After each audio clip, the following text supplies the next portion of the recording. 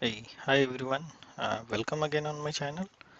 So today, after understanding the screen navigation and detail about the SAP GUI and login, we will see our next topic, that is SAP business process and overview of SAP MM, that is more or related to the P2P cycle understanding. So P2P is nothing but procure to pay, and note that it is a very important topic. And once you understand the SAP MM P2P cycle in detail, then you can relate that SAP MM P2P cycle with all the relevant topics in MM area. So everything will revolve around this P2P cycle. So in nutshell, it is a backbone of SAP procure to pay, traditionally known as material management. So this is a very important topic. One more important thing, do not run any transaction in system in this video. Just try to understand how this process view and SAP MMP2P cycle works, because you will not have all material master data or your org structure in this video.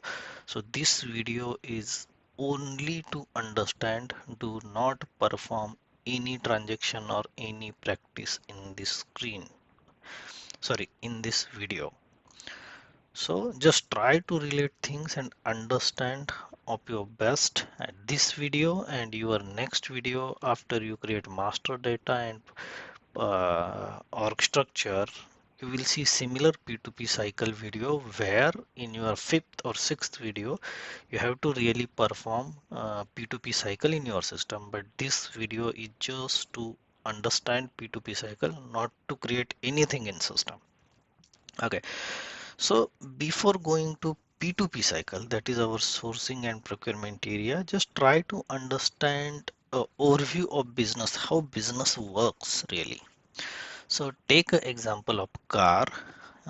For example, any company or any person who wanted to buy a car, or I will relate this with, let's say, any XYZ material that industry wanted. For example, some industry wanted to buy a metal sheet, for example. And so how it starts? So any industry who want to buy a metal sheet, they will do uh, so they will do inquiry to the company who sells it. So any customer who want to buy metal sheet, they will do inquiry. Then against inquiry, what we do usually, when we go for buy anything or car, for example, we always request for quotation. So we ask for quotation, give me quotation. Then that inquiry and quotation will get convert into the sales order. If customer is agree with that quotation and he want to buy it, then he will create a sales order. That sales order will check availability of that particular product, for example car. So what that particular dealer will do, he will check availability, whether he have that material available in its storage location or warehouse, or its sites, or I don't know where he is storing that particular car. If that car is available, he will confirm, he will send confirmation to the party, and he will perform its out, he will create document for its delivery. That is nothing but delivery document. In SAP term, we say it's outbound delivery. Then according to the transport, or maybe if that person is going to pick it by himself, then picking will happen and that goods will get issued from plant to that particular person or transport facility. And same time, financial transactions will also came into the picture, because it's changing inventory.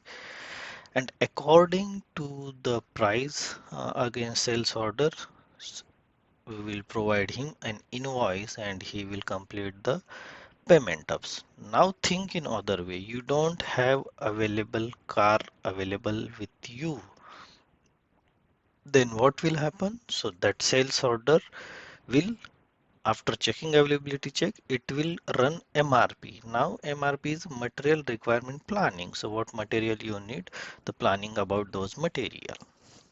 So in this case, system will run MRP, and will again there will be two scenario. If that particular company create car by themselves, then it will get converted to plan order to the production order. But if that company is not creating car by themselves and they are bringing car, or that dealer is bringing car from some company, then it will be external requirement, and this side is internal requirement, means they are creating by themselves.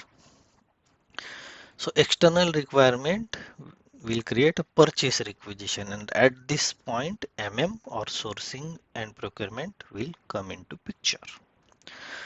Now we will finish with production planning side. So production planning side, once production order is created, in that case then they will receive a raw material from uh, side.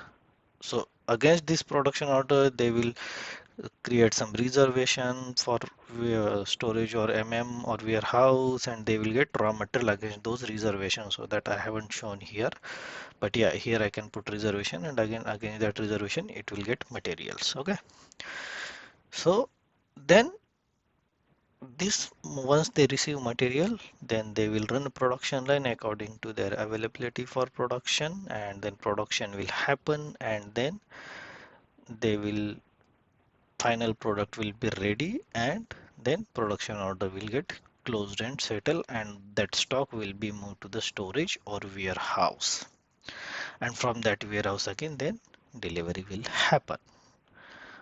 So this is a one way, but again if they don't have that particular material, and yeah, and for raw material also this will run, in case even they are, final product is created by production, but still if they need raw material, so in this production order, depending on what raw materials are there, again PR will created and those raw materials will get delivered. Okay, then other aspect, so when that external requirement is created, so it will create purchase requisition. Now we will see area, that is our focus. So in sourcing and procurement, its name itself suggests, or traditionally known as and now with S/4HANA or cloud we say sourcing and procurement. So purchase requisition, once we have purchase requisition, there are two parts, sourcing and procurement. So sourcing part is nothing but identify the right source for that particular product, and deciding vendor of that product come onto the sourcing, and procurement means buying actual good from that vendor. So that's why it's a sourcing and procurement together.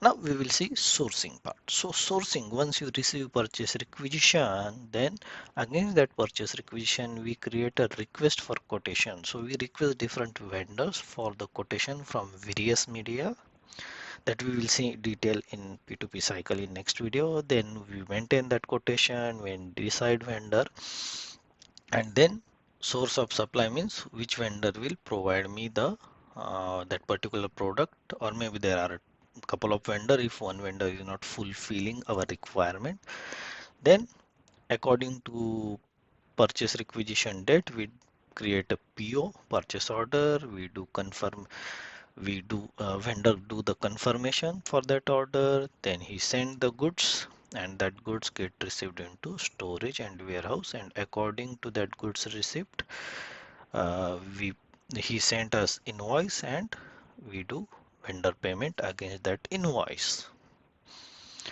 Again, if that good, you are using quality management, then if that good need a quality check, then it will not go directly to storage location, it will come to the quality inspection. You do quality inspection, and then if that quality is appropriate, then it go to store. If that quality is not appropriate, then again it's sent back to the vendor. That is a different process, but this is a high level overview of a business processes, where you try to understand how on high level business process work, and this is the way of, or this is the high level understanding, like why we deal with the different module and how it is integrated. For example, sales and distribution, how it is integrated to here through this way, or how it integrated to production planning, and how it is integrated quality inspection. Note that these are not the only module in SAP, but there are so many modules, but high level business work in this flow. And it's not like it's applicable everywhere, but it is just a high level overview to understand how business runs in day to day processes. There might be HR, there might be plant maintenance for running all the equipments on production or sourcing side. There will be your mm, cleaning staff. So many modules will be there, but this is a functional process overview in nutshell. So thank you for watching this video. See you in the next video. Thanks. Bye. Yeah, and in case you have questions, you can put in the comment section, and and I will be happy to answer those questions. So see you in the next video. Bye.